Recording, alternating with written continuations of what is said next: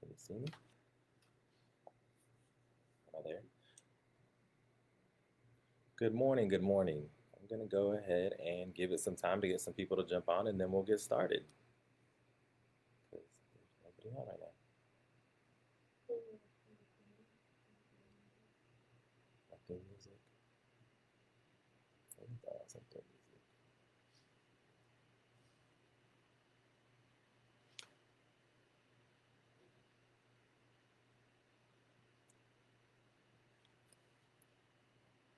Good morning. How's everybody doing? Looks like we have 4 people on. We'll give it a minute or two, let some more people jump on, and we will get started. I know I'm not Kirsten, but got some great information coming for you.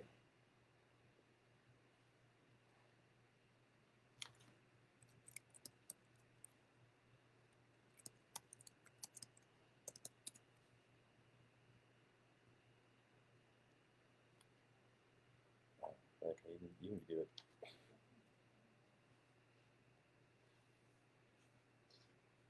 Great morning, Miss Magnolia. Good morning, Tiffany. Hope everything's going well this morning. All right, we got about 30 seconds and we'll kind of get started. We'll talk about a little bit of like what's up and coming for the future with KD and what we have coming.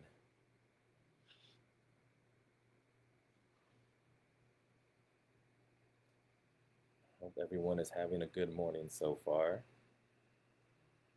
Good morning, Miss Fanny.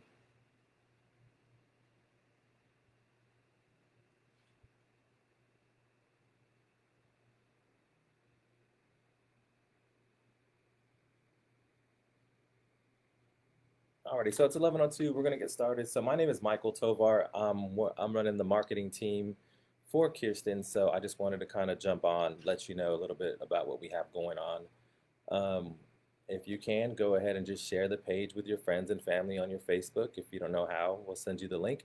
Share the page. We're trying to get some additional traction on Facebook so we have more people on the lives. We also do have a private group for Kirsten that's there. So if you haven't already requested to do it, we'll be posting the link as the live goes on so you can be added to Kirsten's Corner. And in Kirsten's Corner, we're going to be giving a lot of information. She'll be going live. It'll be strictly for that private group. So make sure you request. We're going to be talking about Business 101, Sales 101, Money 101. We'll also be talking about social media marketing, digital marketing, some of the things that'll be on there that we'll be doing exclusively for Kirsten's Corner. So we're accepting the first 100 people.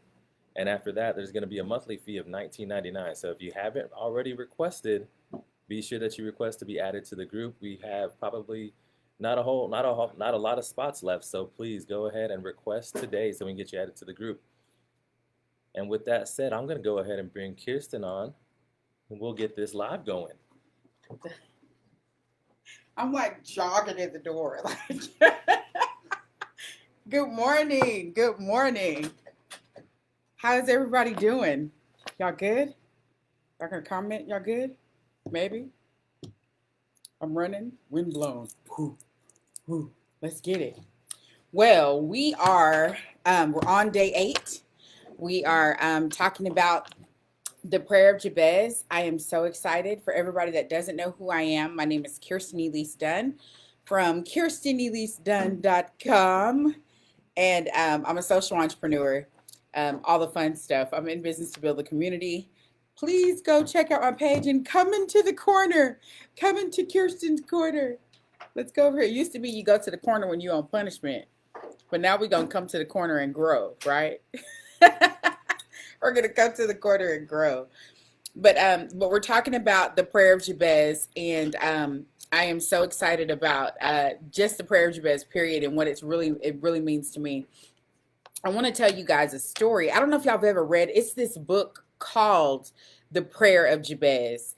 And I forget who it's by. If somebody knows who it's by, make sure you put it on the comment. But there's this actual book called The Prayer of Jabez. And I wanted to tell you guys the story about that. Just in talking about territory, and just kind of, tell you the story about the prayer of Jabez and how, how this one guy in particular, how he saw it as far as just the way he envisioned it from the prayer that Jabez said. So I'm going to read the prayer of Jabez first. She said that she's doing a couch party. Michelle's doing a couch party. Whoop, whoop, turned up. The fun stuff. But yeah, so I want to read the prayer. It's Bruce Wilkinson. Yes, it is. Thank you, Miss Carter. That is exactly who it is. It's Bruce Wilkinson. It's a little bitty book. It's not even this book that's like super thick or a whole like, reader, but it's one of those books that's small but so powerful. And so, yeah, Bruce Wilkinson is the one that wrote that book.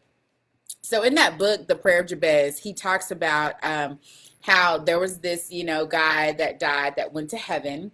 And whenever he got into heaven and got into the gates, he noticed, and I loved how in the story he says Peter was the one that greeted him at the gates. And so he says that, and if anybody knows anything about Peter in the Bible, Peter is very hardcore, like Peter was kind of I think of all the disciples, you can consider Peter to be the thug because he was the one that was cutting off people's ear in the garden. So, yeah, he said Peter was the one that greeted him at the gate, and he was taking taking the guy that made it to heaven around. And whenever he first got to the gate, he noticed over there was like this huge gray building over to like the right hand side of the gate, right? And so, oh, thank you, Julie. And so there's like this huge gray building on this right hand side over by the gate. And the guy kept asking when he first got to heaven, he was like, so what's over there? And Peter kept saying, don't worry about it. You don't want to go over there. And so he went on his tour of heaven. He saw his mansion. He saw loved ones. But he kept thinking, what's over in that building? So eventually he was able to break away from Peter and get over into that building. And when he walked into the building, there was this like podium with a big book on it and had all these names in it that were categorized and alphabetized. And it was, and then and there were all these shelves and racks and racks and shelves and racks of all these different big white boxes with red bows on them. And so, of course, he immediately goes up and he looks for his name. And whenever he opens up and finds his name, he says, okay, his name was, John Smith, John Smith, John Smith. So he looked on and he saw John Smith. And it said row 8, section 3. So, of course, he goes over to the row 8. He looks in the section 3 and he finds his box. And it has his name on it, big red bow tied on it. So he unties the box and he opens it up. And to his surprise, inside of that box was the very healing of the cancer that killed him for him to even make it to heaven. Inside that box was the car that he wanted when he was 16 years old. Inside that box was the things that he had was asking for, but never believed to the point of receiving it. So inside that box was all these things that he desired and that never manifested in his life.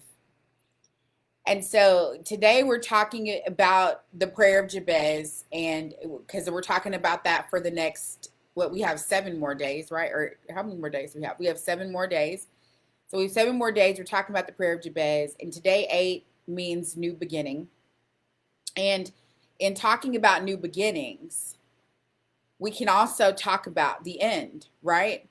Because God started at the end and he worked his way to the beginning.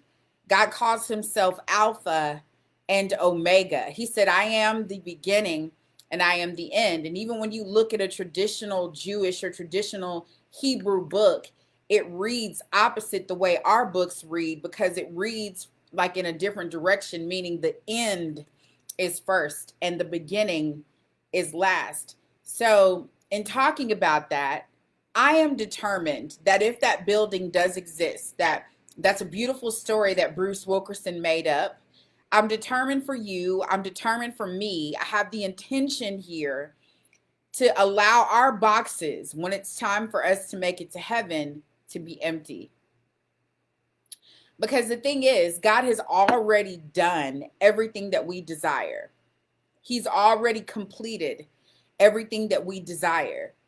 All the dreams that we have, no matter how far off they feel, he already started at the end, and he's already started at the end. He worked his way to the beginning. He says, before I formed you in your mother's womb, I knew you, and I already put a calling on you. I already called you according to my purpose, is what God tells us in Jeremiah 29:11. So we can understand, and we can come to the understanding that we have the opportunity to empty our box. We have the opportunity to receive everything that God has already given us. Because this is the thing. And let's really just kind of, process this for a minute. If Jesus said, "It is finished," what was he talking about? I mean, I'm a person, I'm a practical princess, okay? Like, literally, give me my crown of practicality. I'm a practical princess. So what was he talking about? What was he talking about when he said, "It is finished"? What is it? What is it? I believe, I am a big believer that it is everything that would dare stand in between me and my divine destiny. And sometimes that gap can even be me. I could be the thing standing in between me and my divine destiny. So sometimes I got to get out of my own way.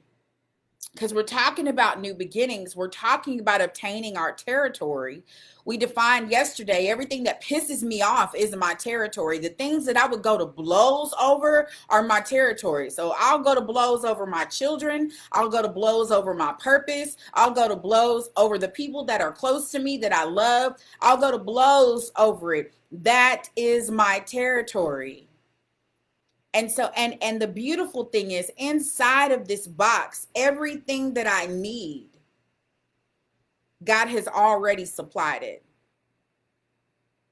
He's already supplied it. So we've got to make a decision here, because the most powerful thing that you can do, the most powerful thing that I can do, the most powerful thing that any one of us can do is make a decision.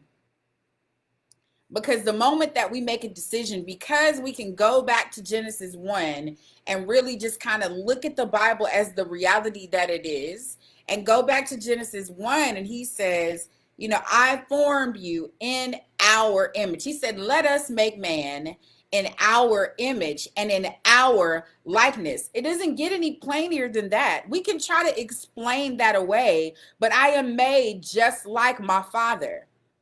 And the way that he created was through speaking. The way that he created was through his thoughts. The plans that I have for you. God thought about us. And as he thought about us, then he spoke and we were. So that's how the same way God is powerful in the way that he speaks and that it exists. We are created in his image. And when we choose to give the authority that he gave us, because how did he give us that authority? He said, be fruitful and multiply and take dominion.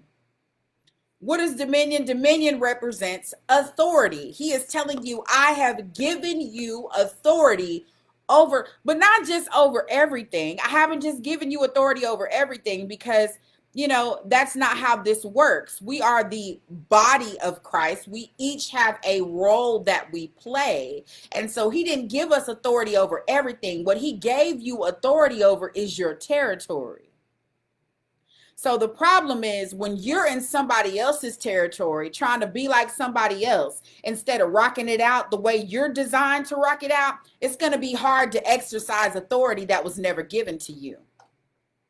That's one of the reasons why I'm learning every day to just be me. I can do Kirsten. I can do Kirsten well.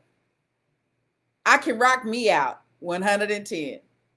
But when I start trying to be somebody else, when I start trying to be like somebody else, when I start trying to act, when my cry out starts to match somebody else's territory instead of being my individual self, I said individual twice. Instead of being my individually fine cut, beautifully, wonderfully made melanin me, and if I try to go and be something other than that, I am encroaching on somebody else's territory when I need to just conquer my own. You have the ability and the authority to rock out your territory.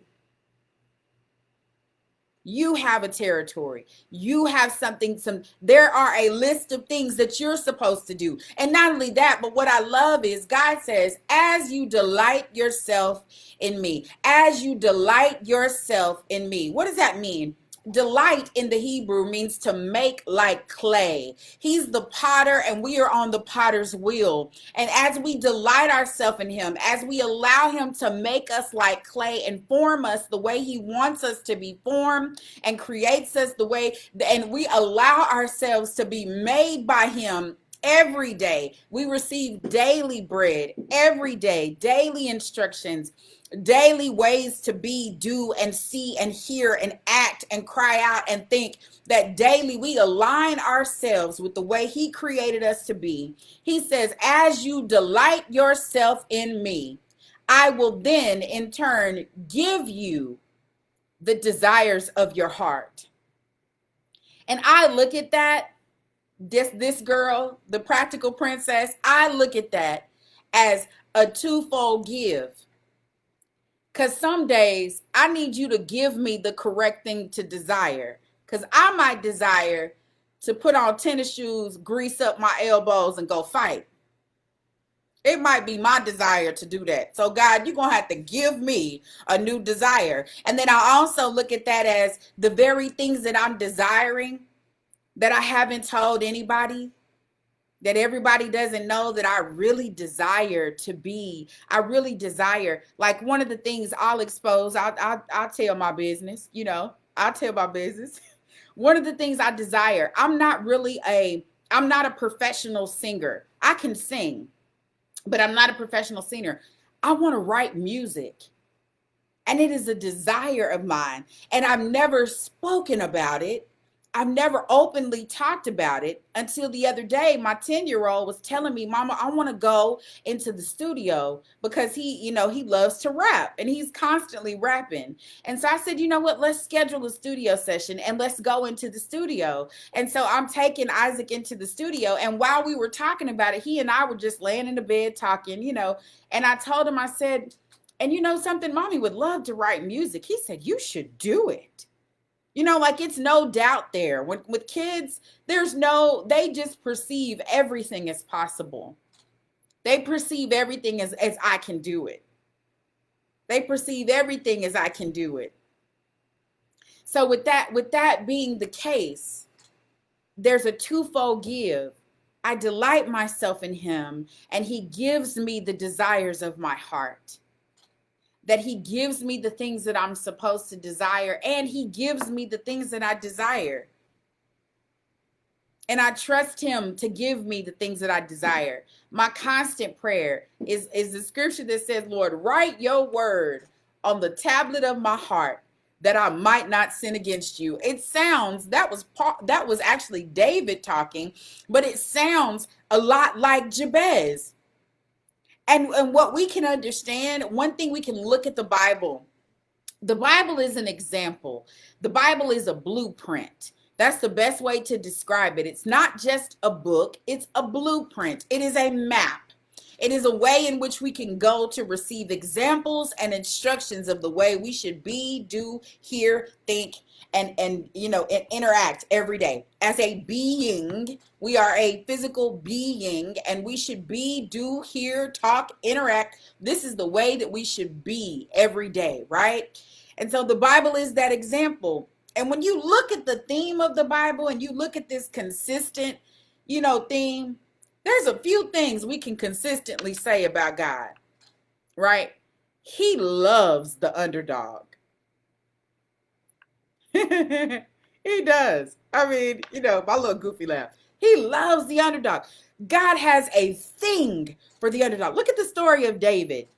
Look at the story of Moses. Look at the story of Abraham that became Abram, that became Abraham, the father of many nations. You look at the different story. Look at the story even of Jacob and how he wrestled with God and he walked with a limp. But his name, Jacob, means trickster. But he said, I'm changing your name from trickster and changing your name to Israel. He relabeled him. Even the story of Jabez that we're talking about, there's a theme with God.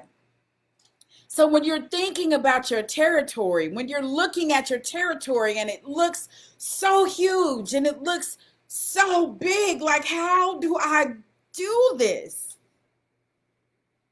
You got to understand that box is already there.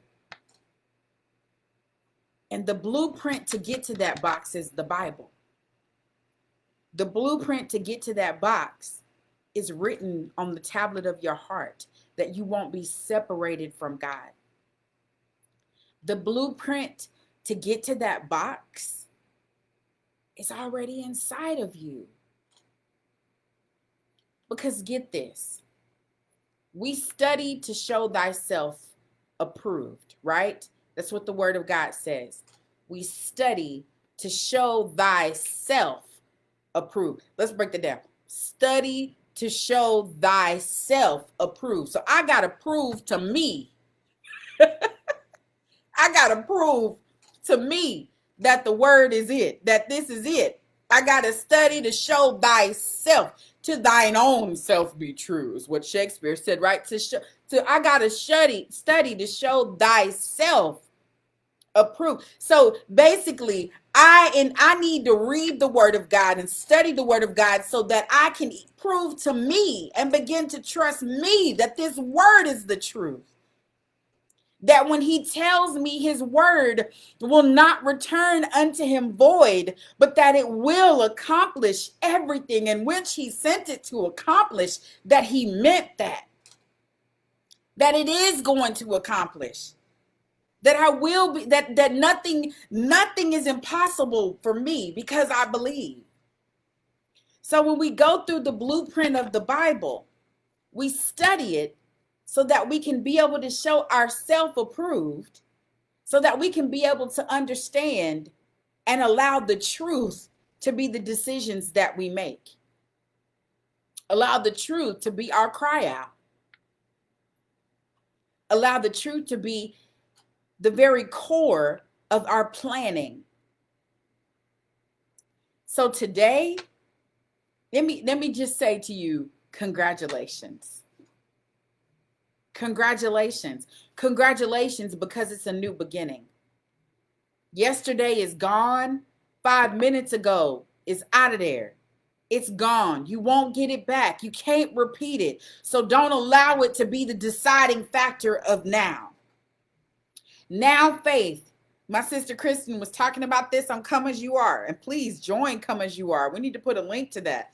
Let's grow that community because it's so powerful. Now faith is the substance of things hoped for. Now faith is the evidence of things not seen. Not tomorrow, not yesterday. You're so busy focused on tomorrow, and oftentimes we get so crazy about yesterday and so crazy about tomorrow, when God says your grace is sufficient for today.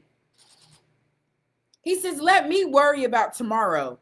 You rock it out today. So every day we should give tomorrow to the universe. Every day we should give tomorrow to the atmosphere that is designed by God to serve us, called universe. We should give that, to give tomorrow to God. Let's focus and rock out today. Now, faith, make a decision. The most powerful thing you can do. Make a decision. Make a decision now. Make a decision that now I'm going to receive everything that God has for me. Make a decision that now I am going to receive everything that God has for me. Everything that he's already formulated. That dream business, it's mine. I've decided. I've decided it's mine. I've decided. So I have a funny story. My 8-year-old at the time, he was 2. He couldn't. He was 2, and he was determined. He spoke so much clearer than all of my children, right?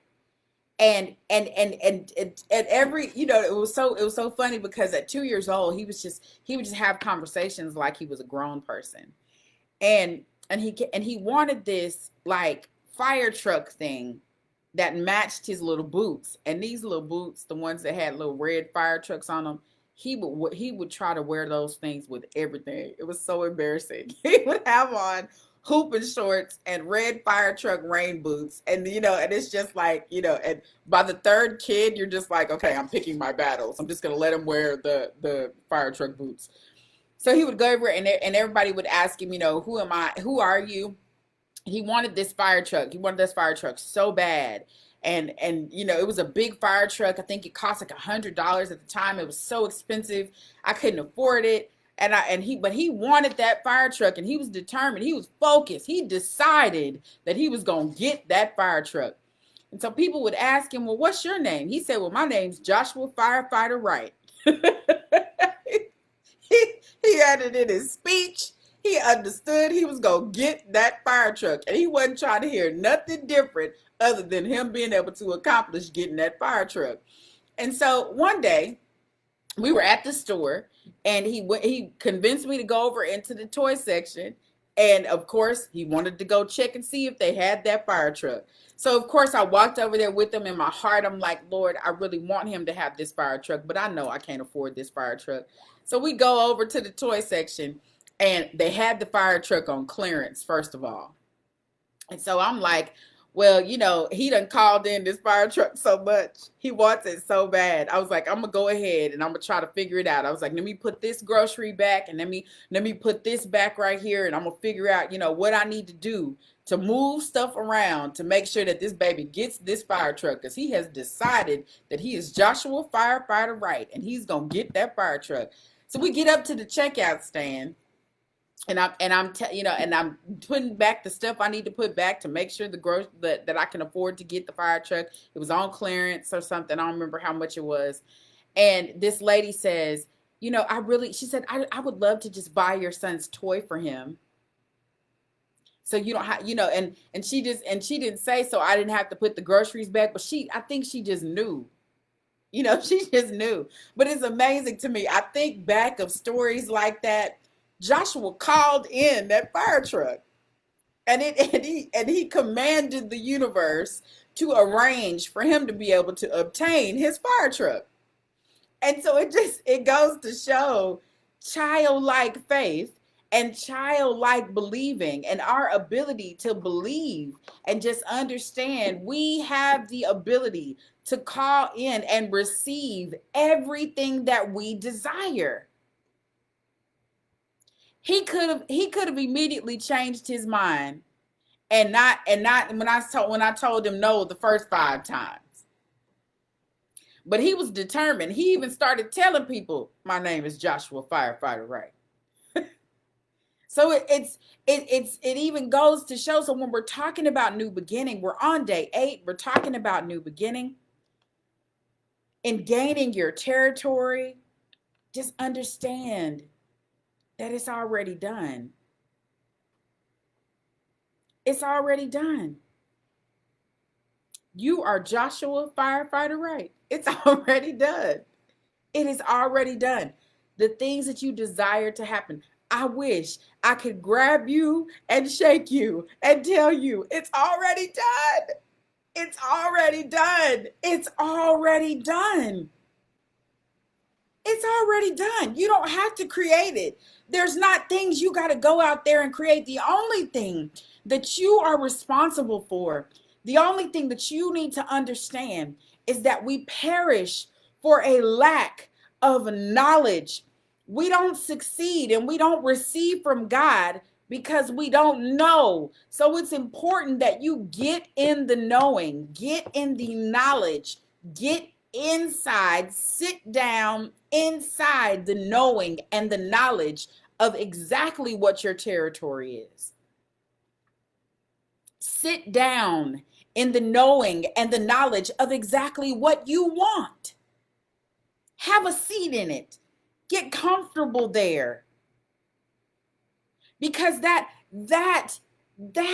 is your territory. And it's already done. It's already done. The building is already purchased.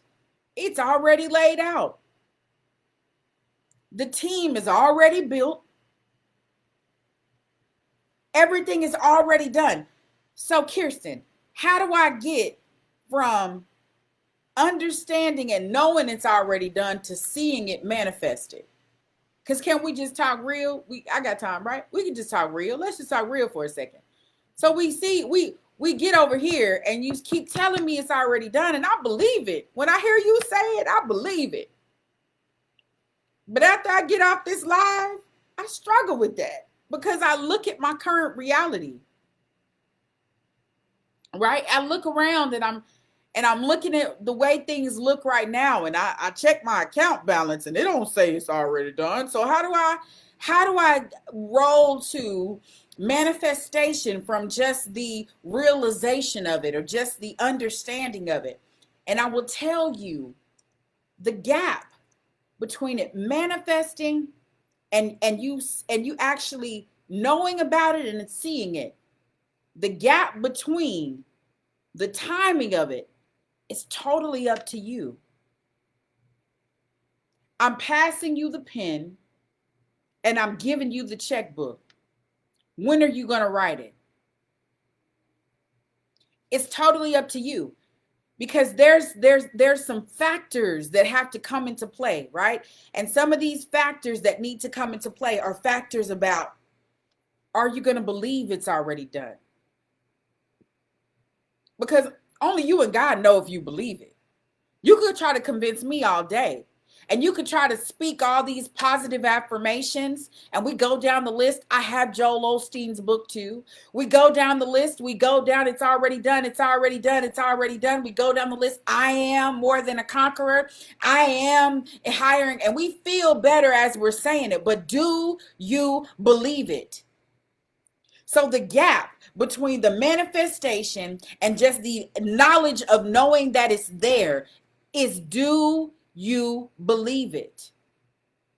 You have to make a decision, because faith comes by hearing, and by hearing the word of God, right? That's how faith comes, by hearing, and by hearing the word of God. But guess who hears you the loudest? You hear you the loudest. So what have you been saying to yourself?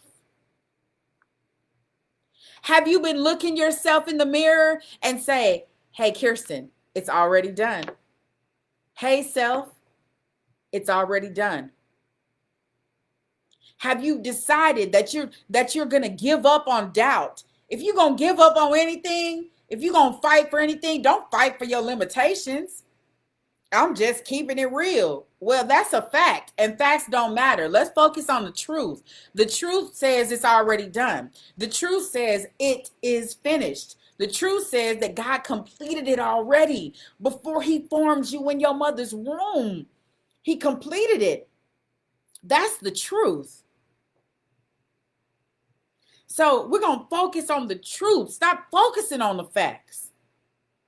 You give the facts to the universe and let the universe change the facts to match the truth. Universe, I give you the responsibility today. I need the facts to match the truth, because the truth tells me that I'm more than a conqueror. That's what the truth is. The facts might look different, but I'm going to focus on the truth. The truth says I'm more than a conqueror. The truth says I'm the head and not the tail. So if I'm the head and not the tail, that means that I'm not struggling to barely get by. The truth is I'm the head and not the tail. The truth is I'm designed to be wealthy. It's a part of my DNA. How do I know that? Because Jesus is the King of Kings. He is the Lord of Lords. He is royalty. I have yet to see a kingdom and a royal family that was not wealthy. They're the wealthiest in the land. So if I'm a part of the royal priesthood, now first you got to believe that you're a part of the royal priesthood. I mean, we need to dig up. We need to dig up. We need to dig up our doubts and really face ourselves. And this is something that you have to do with just you. I'm not going to be able to dig up your doubt. I can partner with you. I can agree with you. I can stand with you. I can choose obedience and speak to you, over you. And I can do all of this. But there's some very few things that I can't do, and nobody can do it for you. You got to decide what you're going to believe. And even here, another funny story. So there was this lady. Y'all probably heard me tell this before. But there was this lady. She was cooking for her new husband. Just got married, cooking for her new husband. She was making him a roast. And she cut the tail off the roast and put it in the pot and put it in the oven. You know, seasoned it up, put the carrots and the potatoes and the celery and put it in the oven, you know, so it'll slow cook and all the yummy stuff happening with it. And it was smelling great. And the husband said, well, babe, why did you cut the tail off the roast? That's my favorite part. That's the leanest meat. Why did you cut that part out? And she said, you know, my mama used to do that. Let me call and ask mama why we cut the tail off. I know it's got to be a reason. So she calls up her mom and she's like, Mom, hey, so why do we cut the tail of the roast off? And her mom was like, well, baby, I know Big Mama used to do that. So let me call Big Mama and ask her why she cut the tail of the roast off. So the grandmother then calls Big Mama and says, Big Mama, why did we cut the tail of the roast off?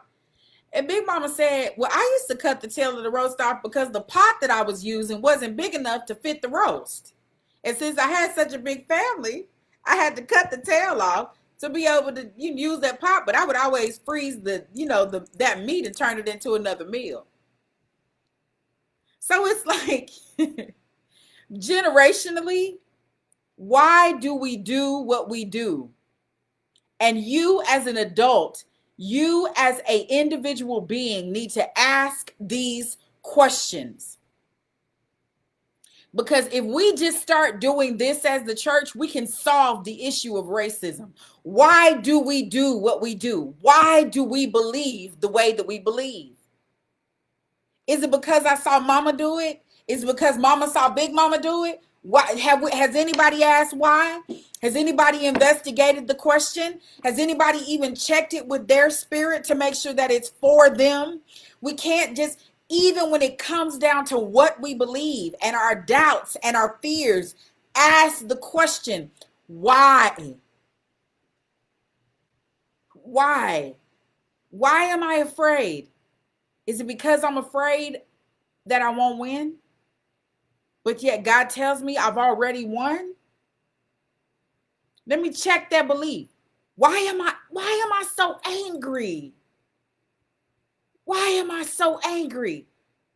Is it because I've been believing for stuff all this time and it hadn't happened yet? Why hasn't it happened yet? Start asking questions for yourself. Ask yourself about yourself. Check on you. You need to check on you. And when you really begin to shake down to the truth, this is one of the reasons why therapy is so beneficial. Because sometimes we need a referee in between me and me. Sometimes I need to get somebody in there with a whistle and some flags when I'm going at it with me and me. Let me just talk about me. Everybody else doesn't have to go to therapy, but I'm just saying I go because sometimes I need somebody as a referee between the two of me and they're fighting. And I feel like Paul needed the same thing because Paul said the very things I want to do are the things that I don't want to do. And the things that I don't want to do, these are the things I do. He said it's a war going on inside of me. And the war that's happening inside of me is oftentimes between my mind and my heart, because my heart has already been given to God. When I said yes, I believe Jesus Christ died on the cross for my sins. I gave my heart to that belief. But my head, but this mind, but this body oftentimes is fighting with my heart. It's like a battle going on. They fighting. They fight because in my head, I'm still believing that I am who everything that somebody told me I was. In my head, they told me I would never be anything. In my head, they said I wasn't going to be able to come out of that. In my head, you can never be wealthy. You can never be a millionaire. No, what do you mean? That doesn't happen to our family. That doesn't happen to us. You'll never be able to do that. If I believed everything that's told to me. And so my heart and my head is constantly battling. And so that's what meditation is. Meditation is getting that heart and that head lined. It's getting that heart and that head to just shut up, be quiet. What is the spirit saying? What is my spirit saying? What is the truth? What is the how do I need to look at this situation? Okay, so my son is hard-headed. He's not listening. I'm just telling you conversations I have.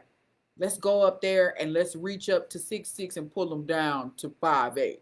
Okay, let's just handle that. That's what my head's saying. But my heart is saying there's more going on there. Why is he so angry?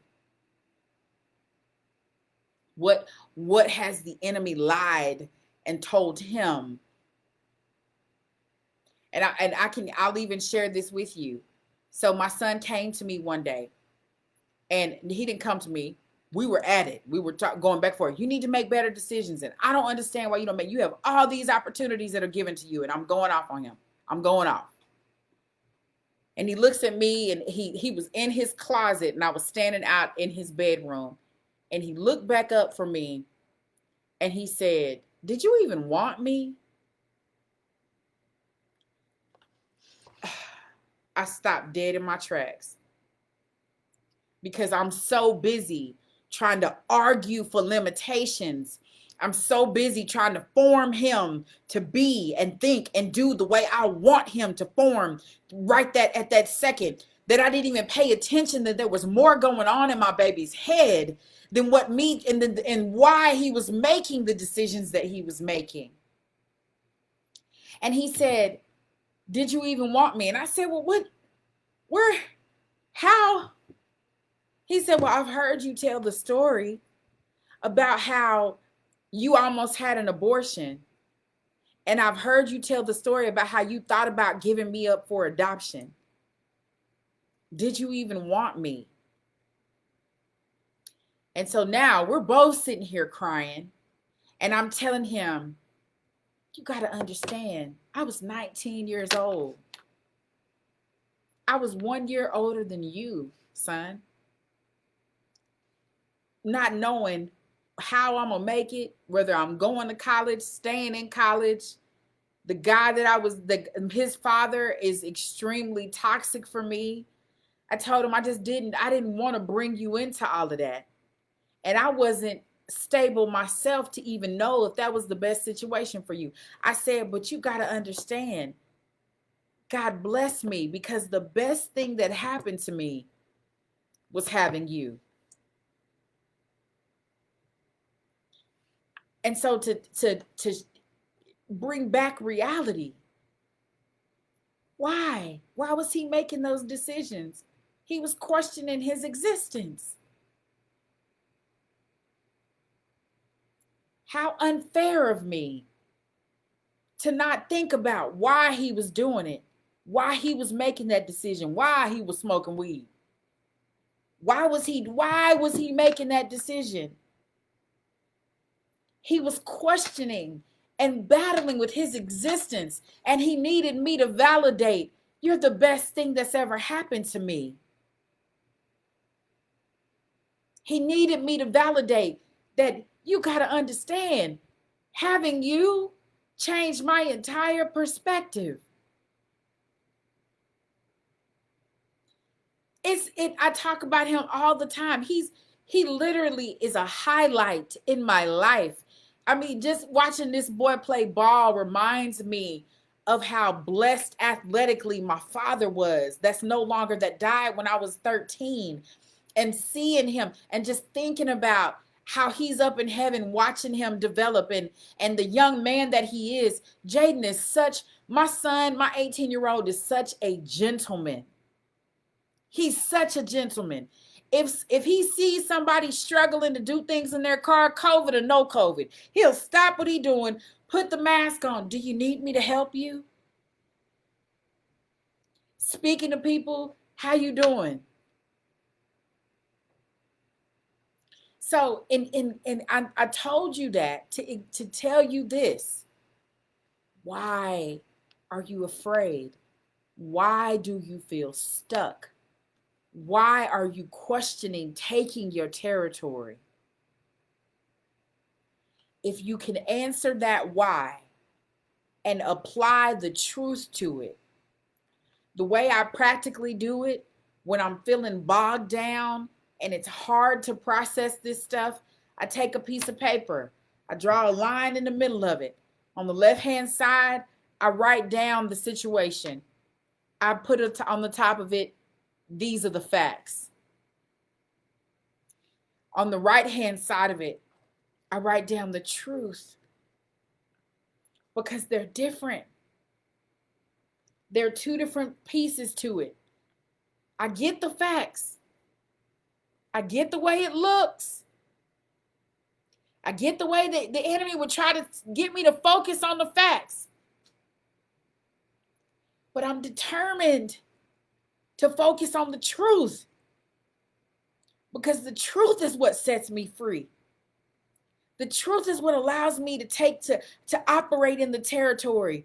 Because I'm telling you, some of the things that God is calling me to do feel so much bigger than me. It is so much bigger than me. It's a movement.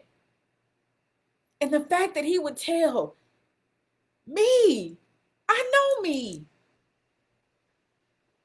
I know my tendencies. I know the things that I struggle with. God, you know me, and you want me to lead this? He says, but the truth is, you have an entire nation inside of you, Abram. The truth is, your willingness to be the leopard that comes back to say thank you. I breathe appreciation. I breathe gratefulness. Because all the things that I've been through, I breathe it. I breathe appreciation. I'm so grateful to God. I'm so grateful that he didn't leave me ever. I'm grateful that I hear his voice clearly every day. I'm grateful. So it makes sense when I look at the theme of the Bible that he would choose me.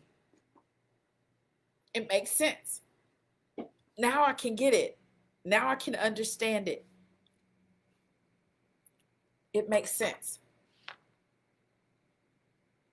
It makes sense. Can I have a napkin? I'm like, I can't see nothing. I don't know anything. I might have some somewhere. Okay, great. Gonna have makeup all over it. Thank you. But you guys, what it all comes down to is this. Why are you afraid to take your territory? And why are you holding back from taking your territory? It's a new beginning. It's a new day. And it's time for you to take it. It's time for you to walk in it. It's time. It's time for you to come out of that place that is not serving you. And when I say that place that is not serving you, I'm saying that place in your mental state that is not serving you. Come out of it. It's time. You make a decision. You make a decision that I'm no longer going to allow the lies that I have believed. I'm no longer going to face the facts. I am going to face the truth. I am going to argue for my ability and stop arguing for my limitations. I'm no longer going to allow the enemy to just throw these facts at me because they don't matter. The facts don't matter. The truth matters. That's all that matters is the truth. That's all that matters is the truth. Because the truth is what sets me free. The truth is what allows me to be able to function. The truth is that it's not up to me to get this. It's not up to me to rock this out. Guess what the truth is? The truth is I lean not to my own understanding. The truth is I have a personal intercessor. His name is Jesus Christ, and he's your personal intercessor too. He stands in the gap for me. Every time I miss, he stands in the gap. He is the 90. I'm just the 10. I'm just the tithe. He's the 90. I'm just the 10%. I'm just the 10. He's the 90. That's the truth. That's the truth. Come out of that place. Come out of that place mentally. Stop lying to yourself that you can't do it. Because you can. Make a decision. Make a decision. And don't think for yourself, don't think for a second that you don't need help. If you need help, ask. This is the thing. When you go to God and say, God, give me wisdom, he will introduce a relationship. I need wisdom about how to come out of this. He'll introduce a relationship. I'm struggling. I'm struggling and I need wisdom. He'll introduce a relationship. We got to get real with ourselves. We can't keep lying to us anymore. We can't keep lying to us anymore. We will not take our territory if we keep believing lies. If you keep focusing on facts that don't matter. We have to make a decision. So today for new beginning, make a decision. Make a decision.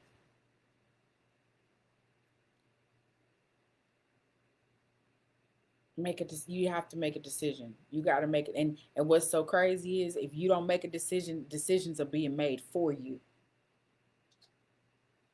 I've just decided I'm not going to give my authority over because I have authority and I'm not going to give it over. You got to decide you're not going to give your authority over to anybody but God. Because when you give it to him, you can trust that he has your best interest. You are his most prized possession. What is man that thou art mindful of him? And the angels were confused. They were like, what is it with this man? So 1 Chronicles 4 and 10.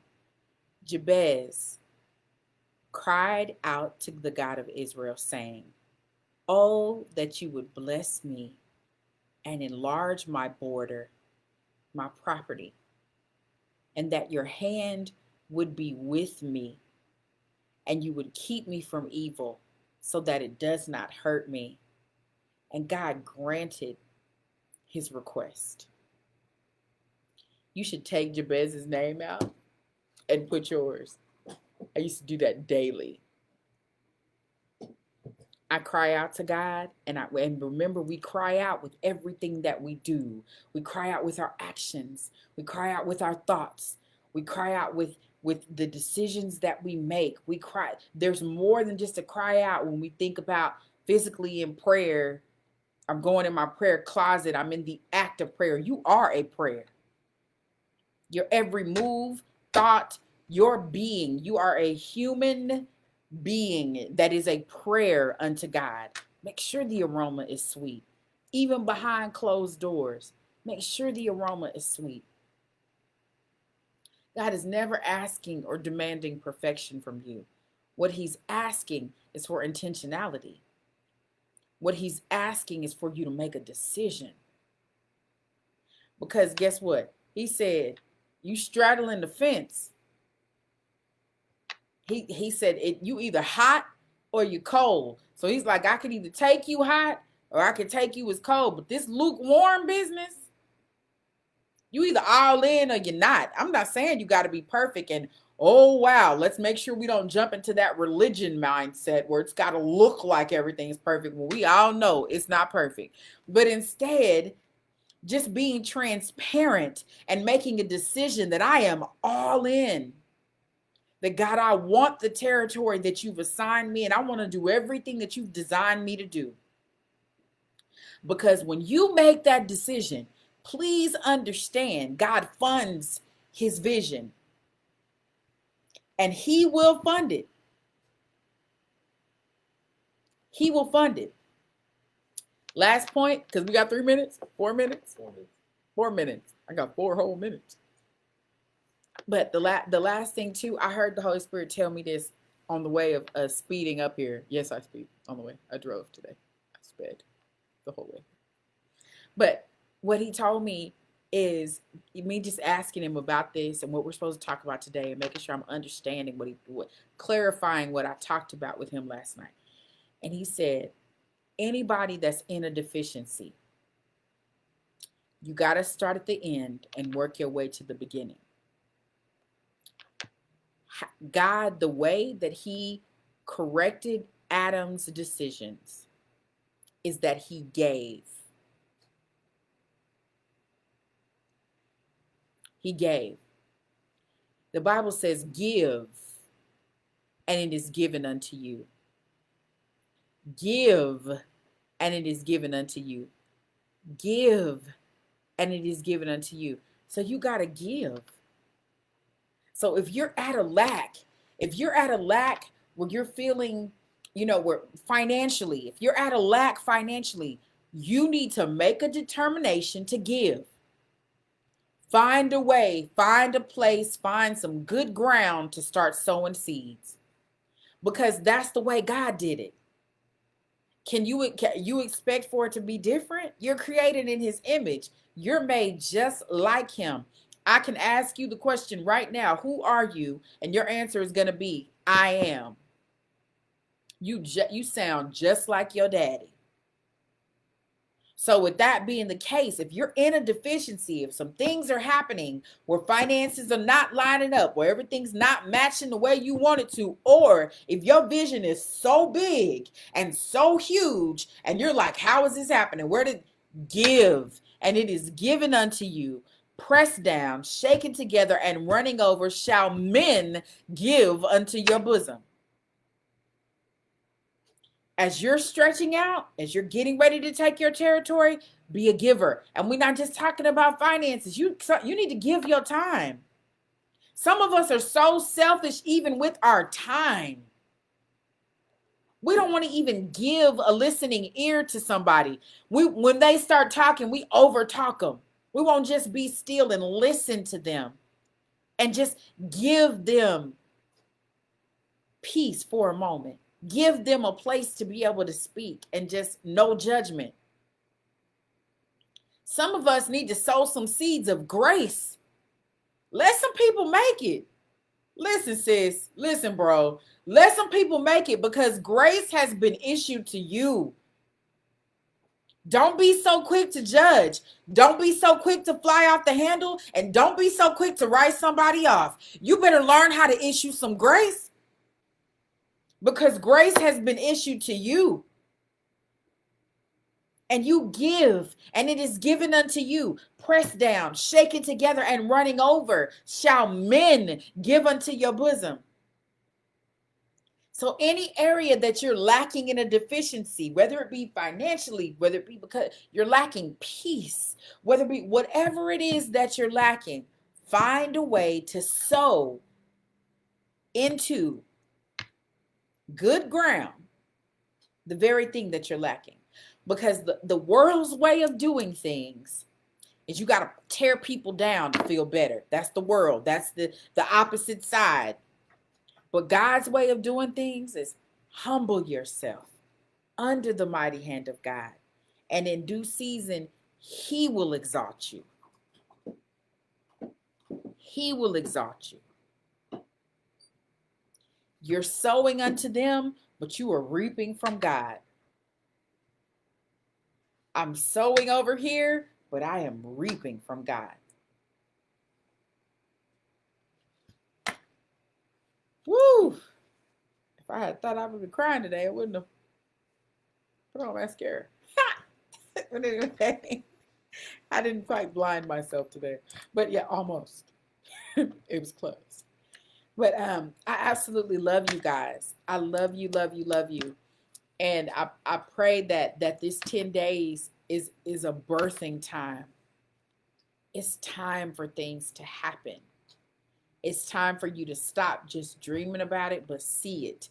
But you've got to get in line to receive it. It's time for you to take your territory. It's time.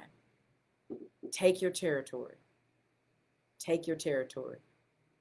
Next week, Michelle, I'm excited. Yes. Super excited. So you guys have a beautiful Wednesday. It's Wednesday, right? Is it Wednesday? Yeah, okay.